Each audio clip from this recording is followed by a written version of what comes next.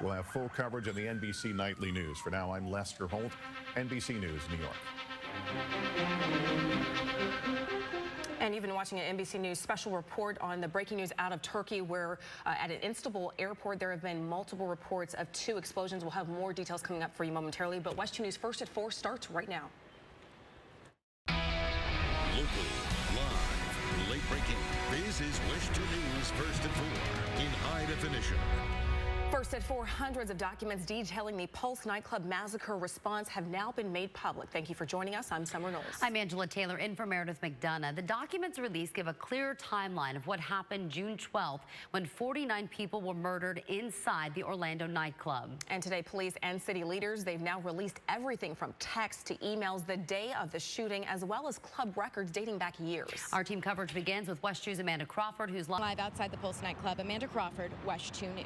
Amanda, thank you. As she mentioned, West 2 did reach out to the attorney for the Pulse nightclub, who recently responded with a statement reading in part, as for the allegation that a public exit door was blocked. That is untrue. The club has 6 exit doors, which exceeds the applicable code requirements. None of those 6 exit doors were blocked. And we're now getting new gears now and checking with the weather. If you've walked outside, you may be hit with some rain. Yeah, and some heat. Tony Manolfi is here to give us some details. Tony, any relief in sight? No, I tell you what. Dan Billow, West 2 News. All right, Dan, thank you. And right now we are following some breaking news out of Marion County, where several people are being questioned right now after the mysterious death of a 2-year-old girl. West 2 Stuart Moore is in our breaking news center with the latest. Stuart? Well, Summer, she's been identified as 2-year-old Journey. Stuart Moore, West 2 News. All right, Stuart, thank you. A local mother is sent to prison. The Sanford mom taking a plea deal. Next at 4, why she took the deal and why not everyone is happy about it. And thieves are really taking advantage of people, and the latest ploy only requires your phone number. What you need to know to protect yourself. Up next at 4. A Sanford mom accused of child abuse and murder has now cut a deal to avoid the possibility of the death penalty. Rachel Fryer will be heading to prison, but on a lesser charge. West 2's Dave McDaniel looks at the deal which was struck and why a former foster parent of the victim is upset by it.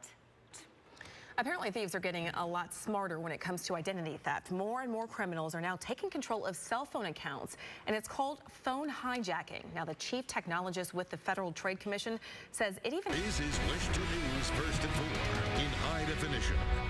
Big breaking news right now on First at 4 on 2 stories we've been following very closely for you. The FBI and police are briefing us on the investigation of the Orlando nightclub massacre. But right now, we are actually waiting for an update from the Orange County Sheriff's Office on the toddler who was attacked at Disney's Grand Floridian Resort. Now, we'll be getting you right out to the conference as soon as it begins. Thank you for joining us. I'm Summer Knowles. And I'm Meredith McDonough. Let's get you caught up. Last night around 9:30, a toddler was at the Grand Floridian Resort Beach. Several leaders throughout the community after Sunday's massacre. So we're going to pop in and listen to those folks that will be speaking there today. That's right. And you can also go to west.com for any of that information.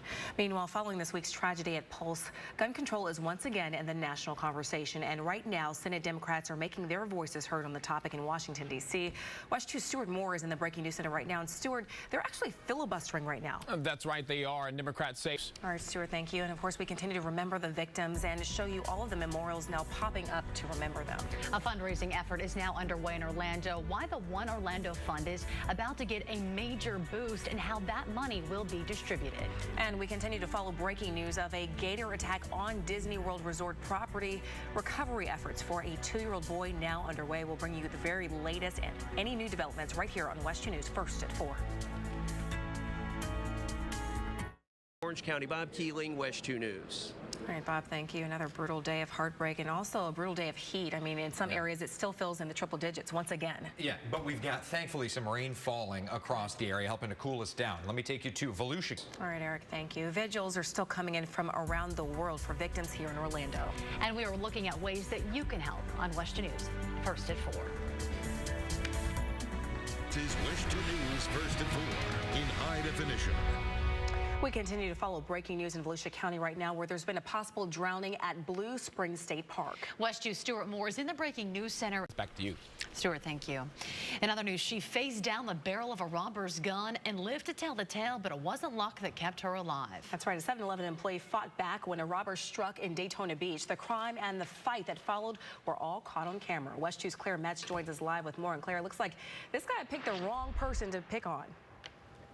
Oh, and then some. Volusia County, Claire Metz, West 2 News. Claire, thank you. I think she taught him a little lesson there. All right, now West 2 has learned the suspect in a Palm Coast home invasion has been caught. 19-year-old Carl DeVore turned himself in last night. Police say he, along with Victor Betty, burst into a home earlier this week and pointed their guns at the people inside, including a 2-year-old girl.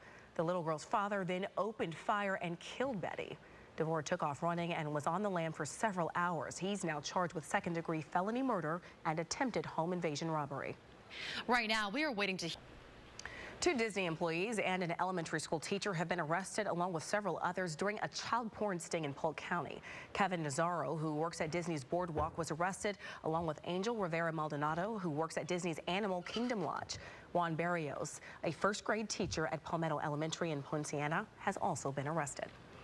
In less than an hour, an open house will be held in DeLand. The subject, whether to build a roundabout at the State Road 44 and Grand Avenue intersection. Now, you may remember that is the same intersection where Sandra Lopez and her 3 grandchildren were killed back in April. The Florida Department of Transportation will be there to talk about what the construction process would look like. The open house starts at 5:30 and runs till 7 o'clock. It will be held at First Christian Church on New York Avenue in DeLand. And check this out. Thousands of people were in the streets of Nice watching a fireworks show when a man in a truck plowed into the crowds, killing 84 people and wounding hundreds of others. The attacker, who has since been identified, was later killed by police. Good afternoon. Thank you for joining us. I'm Summer Knowles. I'm Meredith McDonough. Right now, we are learning more about the shooting death of an 8-year-old in Volusia County. Investigators say he accidentally shot himself in the chest. Now, this all happened around noon in Port Orange in a home on Hudson Lane. West 2's Claire Metz joins us live with more. And Claire, how did this 8-year-old even get a gun? I tell you what, we'd all been hoping. We're live in Port Orange, Volusia County. Claire Metz, West 2 News. All right, Claire, thank you for that report. Right now on West 2 News, first at 4, 2 robbers remain at large right now following an armed robbery and police chase in Brevard County. It all started at 7-Eleven. Below, West 2 News. Right now in South Florida, the search is on for a murder suspect who escaped during a court appearance in Fort Lauderdale.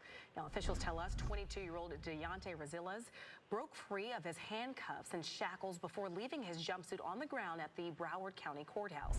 The courthouse was locked down, and again, a massive search still underway. Rezillas was facing over a dozen charges, including murder and the killing of a Davie woman back in 2014. It was a story West 2 broke first on Twitter. A whopping 18 new cases of Zika have now been announced in Florida, 10 of them right here in Central Florida. Now, 4 patients are in Orange County, 3 in Osceola, 2 in Polk, and 1 in Volusia County. All of these cases are travel-related, and none involved pregnant women. Right now, FWC. The Orange County man accused of murdering his girlfriend's 16-year-old daughter is one step closer to trial. Sanel St. Simone was in court today. He's charged with killing Alexandria Cherry 2 years ago. Last month, a judge decided to allow prosecutors to use an interview St. Simone did with detectives before he was arrested. If convicted, he could receive the death penalty. His next court appearance is now scheduled for September. Coming up, better funding for the fight against terror. That was the subject of a congressional hearing today, attended by both Orlando Police Chief John Mina and Orange County Sheriff Jerry Demings. What they had to say about money given to their own departments. In recovery, 2 are still at ORMC. 1 is listed in critical condition. The other is stable. While the number of people still recovering from physical wounds is going down, plenty are still dealing with the mental and emotional impact. Therapists say they have logged a lot of hours over the past month and saw just a massive increase in the number of patients seeking help. West 2's Amanda Crawford joins us live with more. Amanda? Here on Mills Avenue. Reporting live, Amanda Crawford, West 2 News. Certainly no shame in needing help. Gotta get it. All right, thanks, Amanda. One of the more iconic images that came from the days and weeks after the attack on Pulse, you may remember, was this one. During his trip to Orlando, President Obama joined Vice President Joe Biden in laying flowers at the memorial for the victims set up at the Dr. Phillips Center for the Performing Arts. And today, President Obama had to make a very similar trip, this time to Dallas. It's been less than 1 week since a gunman opened fire during a protest there, and police officers were targeted. 5 total were killed. NBC's Chris Pallone reports. Police for NBC News. And you will be able to see more of President Obama's visit to Dallas tonight on NBC Nightly News with Lester Holt. Remember, that airs at 6:30 immediately after our 6 p.m. broadcast. We are following some late in a prohibited area. And West 2 was in a Volusia County courtroom today as Terrence Cecilia here faced a judge for the first time on charges of secretly video recording women in the dressing rooms at a Port Orange Walmart. Now, you may remember he was just arrested yesterday after allegedly being caught reaching under a dressing room door, phone in hand, while the woman was changing. His bond has now been set at $20,000. All right, pregnant and the victim of a shooting. That was the situation an Orange County woman found herself in early this morning. The good news here, both she and her unborn child are expected to be okay. Now, this all happened in Winter Garden.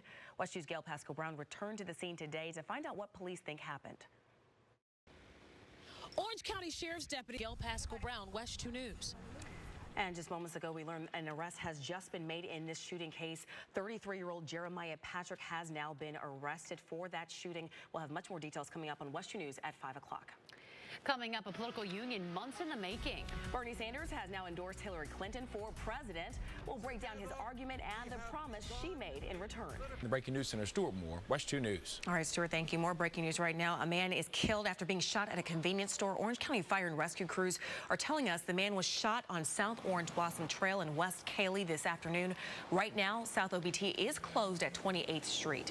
Our crew on the scene is now telling us the victim was taken to the hospital where he died. No word of any arrest at the moment. We will follow any updates on the homicide investigation right here on West 2 News. Well, if you've been outside, it's been kind of cloudy and a little bit of drizzle out there pretty much all day. Yeah, absolutely. We actually have some showers to our south, but nothing too severe, right, Tony? No, I think so far so good. Bob Keeling, West 2 News. And we're following more breaking news, this time out of Orange County. Edenville Mayor Anthony Grant has been indicted by a grand jury accused of intimidation and voter fraud. West 2's Michelle Meredith. The crime of a cell phone theft unraveled. The quick action from a couple. And a group of car thieves in the act. It's a crime that has a lot of people talking. And next up, we're showing you the new video of the group in the act. Plus, video of their escapade over the weekend. And as West 2's Dan Biller reports, police now have new pictures and new leads into the theft of 9 brand new cars. The gang of cars. The good news is there were no reports of any injuries. And the good news for us right now, no severe storms. We're just dealing with a lot of humidity. Yeah. You know, it feels like a May pattern, like we're in the wet season in March, which is a little bit unusual, and unfortunately, it looks the next half hour. All right, Tony, thank you. The number of Americans killed in the Brussels airport bombing has now doubled. This news comes the same.